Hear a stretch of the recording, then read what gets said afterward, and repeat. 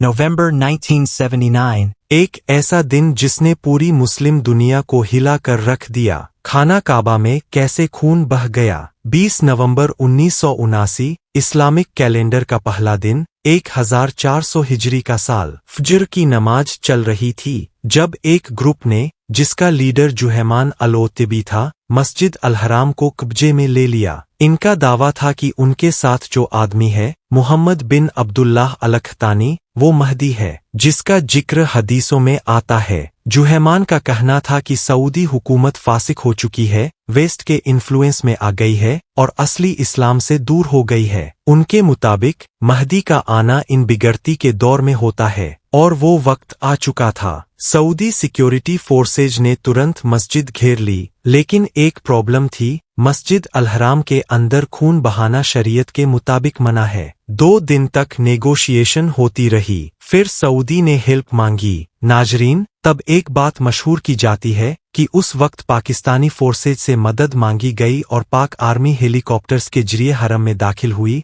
वहां मस्जिद हराम में पानी छोड़ा और फिर पानी में करंट छोड़ दी और इस तरह उन खाना काबा के दुश्मनों पर काबू पा लिया। इस दावे पर हम बाद में बात करते हैं, लेकिन ऑफिशियल रिकॉर्ड्स के मुताबिक सऊदी गवर्नमेंट ने हमले पर काबू न पाने की सूरत में फिर फ्रांस से मदद मांगी और फ्रेंच गिग्न की टीम ने सऊदी फोर्सेज को ट्रेनिंग दी, हरम मक्की के बाहर जदीद टैक्टिक्स और असलहा के जरिए, जिससे मस्जिद का नुकसान न हो सके और खूनरेजी न हो और हमलावर पर काबू पाया जा सके। सऊदी फोर्सेज ने शायद हफ्ता ट्रेनिंग ली। ये दावा एक पाकिस्तानी आर्मी रिटायर्ड ऑफिसर का है, जिसने जावेद चौधरी के प्रोग्राम में ये बात बताई और ये भी कहा कि परवेज मुशर्रफ और पाक आर्मी का इस ऑपरेशन से कोई ताल्लुक नहीं। एक और दावा जो फ्रेंच या दीगर जर्नलिस्ट करते हैं कि गिग्न के फ्रेंच सोल्जर्स की टीम को अर्जी तौर पर कलमा पढ़ाया गया ताकि वो मुस्लिम हो जाएं और हरम की हुदूद में जाकर अपना काम कर सकें, मगर ये दावे अनऑफिशियल है। अलबत्ता एक चीज की समझ नहीं आई कि जो पाकिस्तानी रिटायर्ड आर्मी ऑफिसर ने कहा कि पाकिस्तानी फौज और मुशर्रफ का उसमें कोई हाथ नहीं,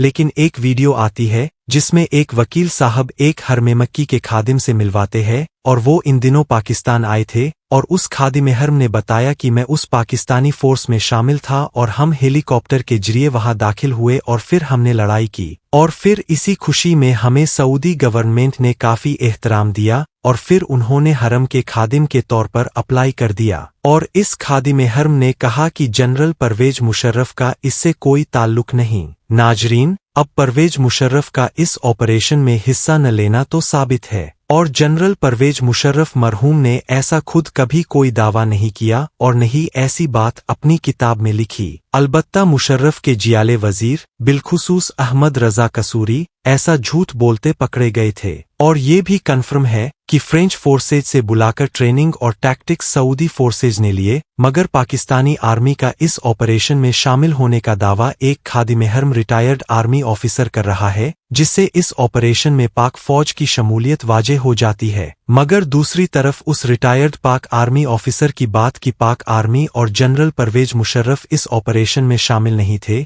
बल्कि सऊदी आर्मी ने सिर्फ फ्रेंच फोर्सेज से ट्रेनिंग ली, इससे लगता है कि पाक फोर्सेज भी इसमें शामिल नहीं थीं। बाकी अल्लाहु आलम। खैर, 15 दिन तक मस्जिद के अंदर इंटेंस फाइटिंग होती रही, टीयर गैस और स्नाइपर्स का इस्तेमाल हुआ। आखिरकार 4 दिसंबर 1979 को ऑपरेशन खत्म हुआ। जुहैमान को जिंदा पकड़ा गया और कुछ हफ्तों बाद पब्लिकली एग्जीक्यूट कर दिया गया। हमले के अगले दिन ईरान के लीडर आयतुल्लाह खोमैनी ने अनाउंस किया कि ये हमला अमेरिका और सऊदी साथ मिलकर किया गया ताकि इस्लाम को नुकसान पहुंचाया जा सके। उनके बयान के बाद पूरे मिडल ईस्ट में एंटी सऊदी और एंटी प्रोटेस्ट शुरू हो गए। पाकिस्तान में इस्लामाबाद के अमेरिकन एम्बेसी पर हमला हुआ, जिसमें लोग मारे गए। ये हमला उस वक्त हुआ जब ईरान इस्लामिक रिवॉल्यूशन के गर्म जोश में था। खोमैनी ने इस वाक़िया का फायदा उठाया। अगले वीडियो के लिए खुदा हाफिज।